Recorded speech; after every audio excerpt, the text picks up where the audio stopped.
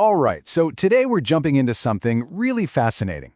It's a framework, a way of telling stories that was designed to give a voice to people who are often invisible. But what's really interesting is that it also makes us ask some huge questions about who we are and what it even means to be whole. So let's start with this idea right here, because it really sets the stage for everything we're about to talk about. It takes this concept we all chase, healing, and it flips it. What if our search for it is really just a way to stop looking at the hard stuff? Just keep that in the back of your mind as we go. Before we dive into the actual framework, let's begin with something a little more universal, and maybe, a little uncomfortable. It's about the roles we all play and who or what is really pulling the strings. I mean, seriously, think about that for a second. We love to talk about choice and freedom and being the master of our own destiny. But how much of who you are right now is because of a clear choice you made versus just reacting to the world around you? The truth is, reality has a much bigger say in who we become than we usually like to admit. You know how it is. We all do it. We put on these different masks, right? A mask for work, one for family, another one for our friends. And sometimes those masks just get so comfortable that we forget we're even wearing them. We forget what's really underneath. And that leads to this kind of quiet, shared feeling that we're all just actors in a play we never even auditioned for. Okay, so how do you tell the story of people who are stuck in these roles, especially the ones that society just doesn't see?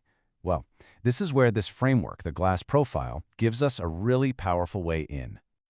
This whole concept was actually developed to try and understand the inner worlds of people in really tough situations, like migrant workers.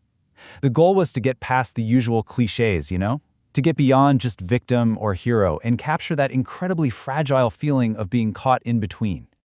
And the metaphor of glass is just brilliant here. It gives us 4 really distinct ways to get this experience. First, there's transparency. You're seen, but nobody's really looking at you. Then there's a glass as a barrier. You can see the world you want, but you can't ever seem to get to it. There's also fragility, this appearance of being strong that could just shatter at any moment. And maybe the most important one, the glass as a mirror. Where in their stories, we can't help but see parts of ourselves. Now, what's so crucial to understand is that this framework isn't about telling one single story. No, it's about all these different states of being, these different ways of surviving. And to make sense of it, it breaks it down into 5 core archetypes. So check this out. You've got the arrived one, who's kind of made it, but maybe lost a piece of themselves along the way. Then there's the invisible one, who literally survives by not being seen. You have the trickster, who bends the rules just to get by. The nostalgic one, who's kind of stuck living in the past. And finally, the optimist, whose hope is both their greatest superpower and their biggest weakness. Each one is a whole universe of struggle and strategy. And this is so important. These are not personality tests. They aren't boxes you put people in. They're fluid. A person could start out as the optimist, full of dreams, and then after years of hitting walls, become the nostalgic one. Some big event could knock the arrived one right back to being invisible again. It's a journey, a constant state of flux. So this is where the whole thing just explodes from being a simple storytelling tool into something way deeper. It becomes this profound question that really applies to every single one of us. It starts with a truth that's just fundamentally human. We all want to heal. We all have this deep-seated drive to fix what feels broken inside.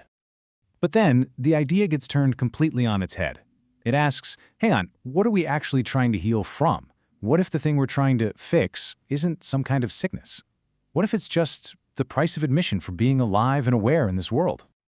This quote just nails it. It suggests that some pain isn't a problem to be solved. It's a fundamental truth you have to live with. Yeah, a therapist can give you the tools to get through the night, but they can't stop the night from coming.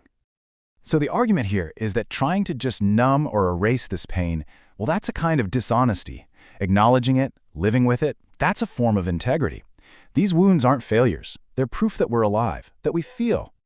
Okay, so if healing isn't the end game, then what is? If we're not supposed to just erase these wounds, what are we supposed to do? Well, there's a quieter, and I think a much more powerful alternative. Let's just say it plainly. The goal is not to be perfectly fixed. We have to throw out that old objective that tells us we need to be unbroken. Instead, the goal is honesty. Simple, brutal honesty about the fact that all of us, every single one of us, is carrying something that hurts, that we're all a little bit broken. And that honesty, That's what leads to real connection. A connection that's so much deeper than cheap advice or empty promises. It's about seeing someone else's struggle and letting them see yours. And right there, that's where we find a different kind of peace. Not in becoming whole, but in the shared, quiet understanding that we're all fragmented. It's in that silent nod, that, I get it, me too. So we'll leave you with that question to chew on. What if the whole point isn't to get healed, but just to be true? True to our experiences, our wounds, our messy, imperfect, beautiful selves. What if that's what a good life is all about?